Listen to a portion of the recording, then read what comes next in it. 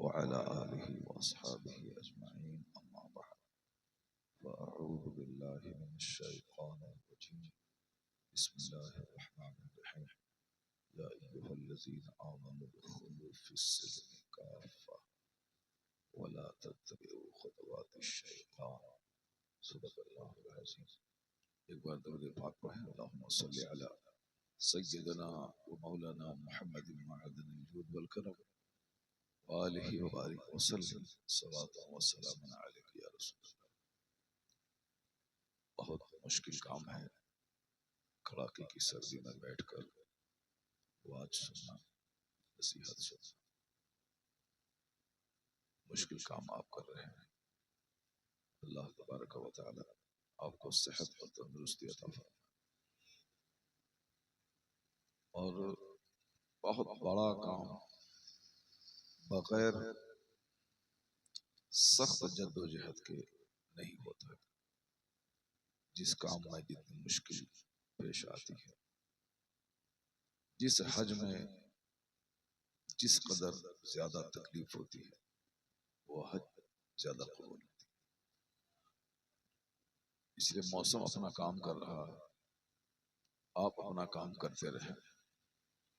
अगरचे तबीयत पर यह काम बोझ है, लेकिन हिम्मत के सामने सारी मुश्किलें पानी पानी हो जाती। बंदा जब हिम्मत करता है तो सारा काम आसान हो जाता है। बुज़दिलों के लिए सारा काम मुश्किल है और हिम्मत वालों के लिए सारा काम आसान है।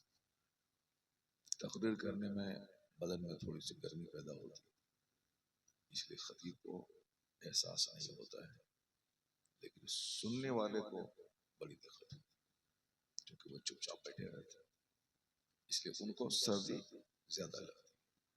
कल बंगाल के नॉर्थ इलाके में, ये थोड़ा साउथ वेस्ट हो जाता है, नॉर्थ इलाके में बंगाल में ही मैं बोलते बोलते लगभग 2 घंटे से ज्यादा बोल गया, और मगर पब्लिक पे थोड़ा सा बोझ हुआ क्योंकि सख्त सर्दी थी। उसको गौर से सुने। उसके बाद सरकार की एक हदीस पढ़ता हूँ, उसको भी गौर से सुने। और उसके बाद अगर आपकी हिम्मत काम करेगी तो फिर और कुछ तकरीरें हो सकती हैं। अगर हिम्मत काम नहीं करेगी, बस यही 2 बात सुन के आप चले जाए। एक बात कुरान करीम की और एक बात हदीस की। इससे ज्यादा मजबूत कोई बात दुनिया में नहीं। कुरान शरीफ के बारे में इतना ही जान लें कि अल्लाह ने फरमाया कि इस किताब में तेरे लिए शिफा है, इस किताब में तेरे लिए हिदायत है, इस किताब में तेरे लिए नूर है, इस किताब में तेरे लिए बरकत है। अल्लाह कहता है किताबुन अनज़लनाहु इलैका मुबारकुन, मैंने आप पर जो किताब उतारी है बड़ी बरकत वाली किताब। कुछ नहीं पढ़े, सिर्फ घर में रख दे सवाब की नीयत से तो भी सवाब मिलता है। रोजाना किताब को देखता रहे, बिनाई बढ़ती रहती है। कुरान शरीफ को अपने सर पर रखे, आदमी बदअकीदगी से नहीं जाए। कुरान को अपने सीने से लगाए और कुरान करीम की 2-4 आयतें पढ़े, तो फिर देख ले कैसे उसका सीना मुनव्वर और मुजल्ला होता है। अपने बीमार को दवाई बाद में खिलाएं, पहले अपने बीमार के सामने कुरान पाक की सूरह रहमान की तिलावत करें। तजर्बे से साबित है कि बीमार के सामने कुरान कोई भी सूरत हो, अगर सूरह रहमान अगर पढ़ के सुना दे तो लाखों रुपए की दवाई वह काम नहीं करती है जो सूरह रहमान की तिलावत काम करती है। सुबह सवेरे सबसे पहले कुरान पाक की तिलावत करके अपने काम का आगाज करें, फिर देखें काम की बरकत क्या। मेरी माँ बहन बेटियां सबसे पहले कुरान शरीफ की तिलावत करके तब हाथ में झाड़ू लें, तब बर्तन धोने के लिए वो जाए, वो देख ले कि वो दिन भर काम करती रहेंगी, थकावट का एहसास नहीं होगा। कुरान शरीफ में शिफा है, कुरान शरीफ में बरकत है। लेकिन चूंकि आज हमारे पास अखबार है, कुरान ही नहीं, थोड़ा सा काम करते हैं थक के चुप हो जाते। 25-30 साल के आगे गए फौरन चश्मा लगा लेते।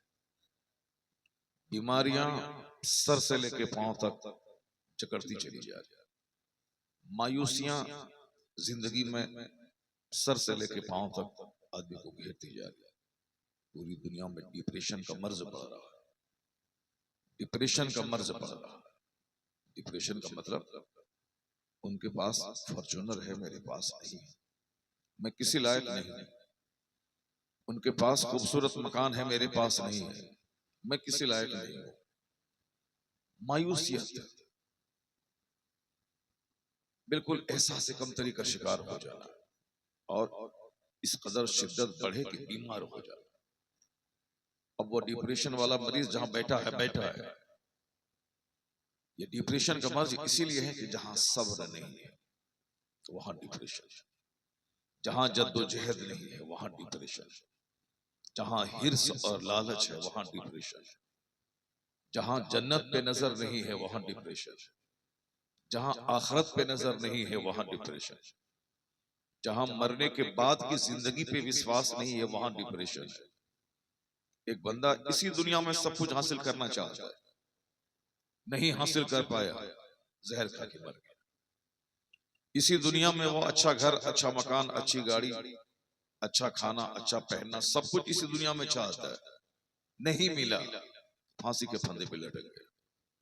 तो आज दुनिया में फांसी के फंदे पे लटकने की बीमारी बढ़ती जा रही है। स्टूडेंट्स कॉलेज में खुदकुशी कर रहे हैं, काश्तकार लोग फसल नहीं पैदा हुई वो खुदकुशी कर रहे हैं, टीचर मास्टर जो गवर्नमेंट मुलाजिम हैं उनको कुछ प्रॉब्लम आया वो जहर खा के मर रहे हैं। आज बहुत बड़ा मसला है। क़यामत की निशानी है कि लोग फालिज ज़दा हो जाएंगे, यानी लकवा की बीमारी आम हो जाएगी। ये लकवा की बीमारी आम, इस पहले तो करोड़ों में किसी किसी को होता था, 2-4 साल में कहीं से सुनने को मिलता था, लेकिन अब हर मोहल्ले की कहानी है, साहब फलां को लकवा मार दिया। फालिज की बीमारी जब आम होने लगे तो समझ जाएं कि क़यामत करीब आने वाली है, दुनिया का विनाश होने वाला है। ये फालिज की बीमारी होती है कब? जब आदमी का ब्लड प्रेशर या तो बहुत हाई हो जाता है या आदमी का ब्लड प्रेशर बिल्कुल लो हो जाता है, तब फालिज की बीमारी होती है। इस मर्ज के बढ़ने का कारण यह होगा कि लोगों का अकीदा आखिरत के मामले में कमजोर हो जाए। लोग सब कुछ यही हासिल करना चाहेगा, मरने के बाद की जो एक जिंदगी है अपार समंदर की माने, वहां के बारे में सोचना छोड़ दो। पैगंबर आजम अलैहिस्सलाम ने जो कहा तो आप सुनिएगा, मगर जिसने ये संसार बनाया है, जिसने इस यूनिवर्स की रचना की है, जिसने इस कायनात की तख्लीक की है, जिसने इस दुनिया को बनाया है, बगैर खंभे के है ये आसमान, इतना वसीओ गरीज आसमान कि आइंस्टाइन जैसे वैज्ञानिक ने कभी कहा था कि 10 लाख साल आदमी को उम्र मिल जाए फिर भी कायनात के एक और छोर का पता नहीं लगा पाएगा। इतनी बड़ी है ये दुनिया, ये हॉरिजन, ये आफाक, ये वसी आसमान, इतना लगता है कि सामने गिरा हुआ है, वहां जाएं तो आगे लगता है सामने गिरा हुआ है। बगैर खंभे के ये आसमान जिसने बनाया है, जिसने इस आसमान को सूरज और चांद और सितारों से सजाया है, ये परतदार आसमान, 7 तबक वाला आसमान, एक एक आसमान की मोटाई 500 बरस बंदा चलता रहे तो एक आसमान की मोटाई, बीच में 500 बरस मुसाफिर के चलने के बराबर खला, फिर दूसरा आसमान। सिर्फ खाना पीना जिंदगी नहीं है, सिर्फ घर मकान बनाना ये सारा काम तो जानवर भी करते हैं। हम तो 2 रोटी खाते हैं, जानवर तो 50 रोटी खा लेते हैं। हम तो 1 गिलास पानी पीते हैं, जानवर तो 1 बाल्टी पानी पीता है। हम तो 10-20 साल में 2 बच्चा पैदा करते हैं, जानवर तो हर साल 25 बच्चा पैदा करता है। हम लोग तो 1 मिनट में अपनी अहलिया के पास आउट हो जाते हैं, ये तो घंटों घंटों अपनी मादा अहलिया से चिपका रहता है। इतनी ताकत है उसके पास, ताकत उसके पास है, खुराक उसके पास ज्यादा है, पानी पीने की सलाहियत उसके पास ज्यादा है। और हमारी जिंदगी तो 70, 80, 90 साल। जानवरों में बाज ऐसे हैं जिसकी जिंदगी 500-500 साल। वो 500 साल तक खाता है, पीता है, बच्चे पैदा करता है। इतनी लंबी उम्र है। हम लोगों की जिंदगी कोई जिंदगी है 10-12 साल तो बचपन में गुजर गए, 20 से 25 साल जवानी के दिन भाग भाग टेंशन में गुजर गए, 40 साल 50 साल के बाद जब बुढ़ापे में गए तो 1 दर्जन बीमारी को लेकर बैठ गए। आंख की बीमारी, दांत की बीमारी, कान की बीमारी, नाक की बीमारी, घुटने की बीमारी, टखने की बीमारी, पेट की बीमारी। यही तो हमारी जिंदगी की कहानी है। उसके बाद अचानक किसी दिन चक्कर आया, गिरे, मर गए, कब्रिस्तान चले गए, सारा खेल खत्म, सारा तमाशा खत्म। यही हमारी मुख्तसर सी जिंदगी की कहानी। 1985 में एक जहाज लंदन से होता हुआ हिंदुस्तान के एयरपोर्ट पालम एयरपोर्ट नई दिल्ली में उतरने वाला था। सबको मालूम है कि जब जहाज चलता है तो उस जहाज के जितने मुसाफिर होते हैं सारे मुसाफिर अपने घर वालों को खबर कर देते हैं, मैं फला टाइम में एयरपोर्ट उतरने वाला हूँ। जैसे मैंने खबर किया आज के फला टाइम में हावड़ा रेलवे स्टेशन उतरने वाला हूँ, तो वहां सारे रिश्तेदार उसके पालम एयरपोर्ट पे खड़े हैं दिल्ली। 300 मुसाफिर उस जहाज पे सवार थे। उसमें से कुछ बहुत बड़े बिजनेसमैन थे, उसमें बहुत सारे लोग नौकरी पेशा थे, बहुत सारे लोग पढ़ने व लिखने वाले नौजवान थे। यानी हर तबके से ताल्लुक रखने वाले लोग उस जहाज पे सवार थे। बहुत सारे नौजवान 5 साल से लंदन में रह रहे थे, अब उनको घर आना था, शादी करना था। बहुत सारे लोग 5 साल से अपने बाल बच्चों से अलग थे, उसको घर आना था, अपनी बीवी और अपने बच्चों से मुलाकात करनी। बहुत सारे लोगों का बहुत सारी प्रॉपर्टीज हिंदुस्तान में ली गई थी, उसका रजिस्ट्रेशन का मामला था, सारे काम निपटाने का मामला था। सबके अलग अलग प्लान थे, अलग अलग सबका काम था। सबों ने घर वालों को खबर किया, दिल्ली एयरपोर्ट पर रिश्तेदार टाइम के हिसाब से पहुंच गए। सर जहाज उड़ा, लंदन से होता हुआ जहाज जब बहरे अटलांटिक के करीब जब वो जहाज गुजर रहा था तो जहाज हादसे का शिकार हो गया।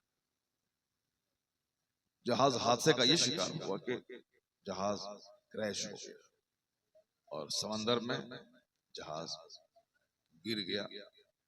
300 लोग, जहाज का पायलट और क्रू मेंबर्स और सारे मुसाफिर समेत सारे लोग मर गए। एक बंदा भी जिंदा नहीं बचा। अब उसकी सारी रिपोर्टिंग, क्योंकि जाहिर सी बात है सबका टिकट है और सारे मुसाफिर का नाम दर्ज है वहां। अब सबका नाम दिल्ली के एयरपोर्ट पे लटका दिया गया कि आपके फला रिश्तेदार फला रिश्तेदार फला फला फला, वो सब के सब दुनिया से चले जाए। लोग दौड़ रहे हैं, एक दूसरे का मुंह देख रहे हैं कि शायद बच गया हो। उस वक्त सारी उम्मीदों पे पानी फिर गया। सारे लोग मायूस एयरपोर्ट से लौट के घर चले गए। जब यकीन हो गया कि हमारा कोई रिश्तेदार जिंदा नहीं है, सारे लोग मर गए। इस मुख्तसर सी जिंदगी के सजाने के लिए जाने कितने कितने प्लान उसके दिमाग में रहे होंगे। इस घर के बाद वो घर, इस मकान के बाद वो मकान, इस प्लॉट के बाद वो प्लॉट। सारी तमन्नाएं धरी रह गई। मौत ने जिंदगी का खात्मा कर दिया। न जी भर के बच्चों के पास रह पाए, न जी भर के अपने घर में रह पाए, न जी भर के अपने दोस्त और यारों के साथ वक्त गुजार सके, चले गए। अब आखिर कौन है वो जो हमारी मर्जी के खिलाफ काम करता है?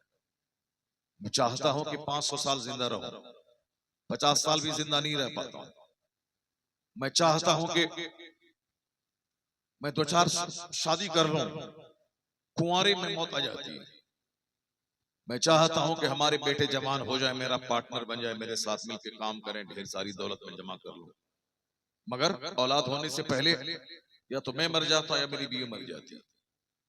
आखिर हम चाहते कुछ है और हो जो कुछ जाता है।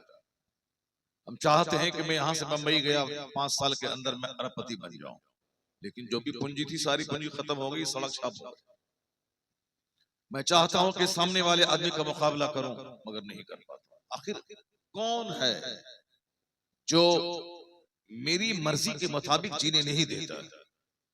कौन है जो मेरी मर्जी के मुताबिक काम होने नहीं देता? वो अपनी चलाता है। मैं चाहता कुछ हूं और हो कुछ जाता है।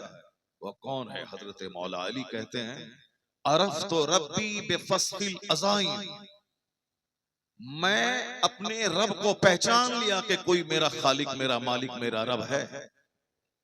जब मेरे इरादे टूट जाते हैं, मेरे मंसूबे मिट्टी में मिल जाते हैं, मेरा सारा प्लान धरा का धरा रह जाता है, मैं चाहता कुछ हूं और हो कुछ जाता है, तो वही तो मैं समझ गया कि मेरा कोई खुदा है जो मेरी नहीं बल्कि वो अपनी चलाता है।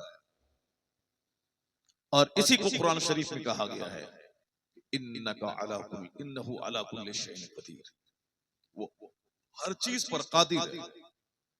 वो वही करता है जो वह चाहता है। वही है जो गर्मी के बाद जाड़ा बरसात लाता है। वही है जो बारिश के मौसम के बाद सर्दी का मौसम लाता है। वही है जो कड़ाके की ठंड देता है। वही है चिलचिलाती धूप देता है। वही है जो गरीब के बच्चे को अरबपति बनाता है। वही है जो बादशाह के बेटे को भिखारी बनाता है। वही है जो सेहतमंद आदमी को बीमार बनाता है। वही है जो बीमार को सेहतमंद बनाता है। वही है जो जलीलों को इज्जत देता है। वही है जो इज्जतदारों को जलील करता है। कौन है? कुलिल्लाहुम्मा मालिकल मुल्क तुतिल मुल्क मन तशा व तनज़िउल मुल्क मिम्मन तशा व तुइज़्ज़ु मन तशा व तुज़िल्लु मन तशा बियदिकल खैर इन्नका अला कुल्लि शैइन कदीर। सारे बादशाहों का बादशाह वो खुदा, जिसे चाहता है हुकूमत देता है, जिसे चाहता है छीन लेता है, जिसे चाहता है इज्जत देता है, जिसे चाहता है जलील करता है। कुछ लोग कहते हैं कि नहीं साहब, हुकूमत पहले जमाने में छीनी जाती थी। हिंदुस्तान मुल्क था, अंग्रेजों ने अटैक किया, कलकत्ता में कंपनी डाली, धीरे धीरे प्रोग्रेस करते करते 300-400 साल के अंदर अंदर अंग्रेजों ने पूरे भारत में कब्जा कर लिया। ये पुराने जमाने में ऐसा हो गया, इस जमाने में ऐसा नहीं होगा। लोग कहते हैं इस जमाने में ऐसा नहीं होगा। वक्त बदल गया, लोग जाग गए। अब ऐसा नहीं होगा कि दूसरों का मुल्क है और हम गए हमला किए कब्जा कर लिए। अब नहीं होगा, गलत बात है। पहले ऐसा होता था कि ईरान के लोग इंडिया आ गए कब्जा कर लिया, अफगानिस्तान के लोग हिंदुस्तान आए कब्जा कर लिया, ब्रिटेन इंग्लैंड के लोग इंडिया आए कब्जा कर लिया, साहब रूस वाले बढ़े कब्जा कर लिया, यानी एक दूसरे पे कब्जा करते थे। लोग कहते हैं नहीं, ये वैज्ञानिक जमाना, पहले जमाने में घोड़े पे काम होता था, इसीलिए घोड़े पे लोग आते थे। टेक्नोलॉजी नहीं थी, मोबाइल नहीं था, कंप्यूटर नहीं था, तो कोई किसी मुल्क पे कब्जा कर लिया। इस जमाने में नहीं होगा। लेकिन आपने देख लिया बाजू में बांग्लादेश है। बांग्लादेश में एक हुकूमत करने वाली किस कदर बड़ा बड़ा प्लान बनाया हुआ था। ये मेरा घर, ये मेरा बेटा, ये मेरे बच्चे लंदन में पढ़ते हैं, ये मेरा करोड़ों खरबों का अपना आशियाना, ये मेरे पलंग पे कोई गरीब आके रौंदेगा पांव से, कभी सोची तक नहीं। मेरी अलमारी को कोई खोलेगा, ये कभी सोची तक नहीं थी। मेरा घर पुलिस नहीं आ सकती है तो आम आदमी कैसे? लेकिन इस टेक्नोलॉजी के जमाने में, इस कंप्यूटर साइंस के जमाने में, इस पूरी दुनिया के ग्लोबल विलेज बनने के जमाने में, 200 से शायद ममालिक की तंजीम के जमाने में, जब एसोसिएशन है यूनाइटेड स्टेट्स साहब, आज तंजीम है अक़वाम मुत्तहिदा की, अब उस तंजीम के सारे लोग उससे जुड़े हैं। नाटो की तंजीम है, 10-20-25 लोग इससे जुड़े हुए हैं। सार्क की तंजीम है, साउथ एशियन कंट्रीज की। अब साहब ये लोग इस गुट में हैं। गुट की मौजूदगी में बांग्लादेश इस शासक को कुर्सी छोड़ना पड़ा, गली में आना पड़ा, और इस तरह से विद्रोह हुआ कि गली कूचे का पढ़ने लिखने वाला लड़का, उसने पूरे बांग्लादेश पे कब्जा कर लिया।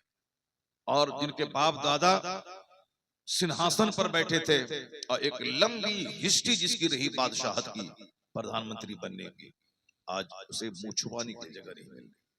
इसका मतलब 5000 साल पहले जो था इस जमाने में भी वही है। पहले वही कानून था, अल्लाह जिसे चाहता है हाकिम बनाता है और जिसे चाहता है भिखारी बनाता है।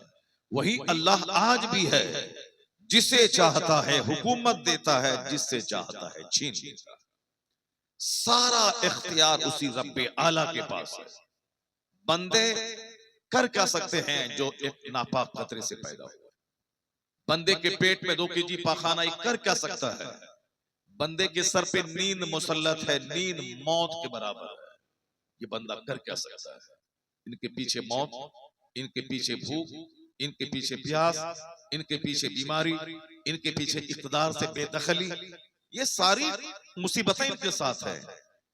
मुसीबत इसीलिए है ताकि ये इंसान हमेशा सजदा करता, पेशानी झुका के रखता, नॉर्मल रहता, यही कहता इलाही मैं कमजोर हूं तू ताकतवर है, मैं बंदा हूं तू मेरा खुदा है, मैं कुछ नहीं हूं तू ही सब कुछ है, मैं साजिद हूं तू मस्जूद है, मैं आबिद हूं तू माबूद है, मैं कुछ नहीं हूं तू ही सब कुछ है।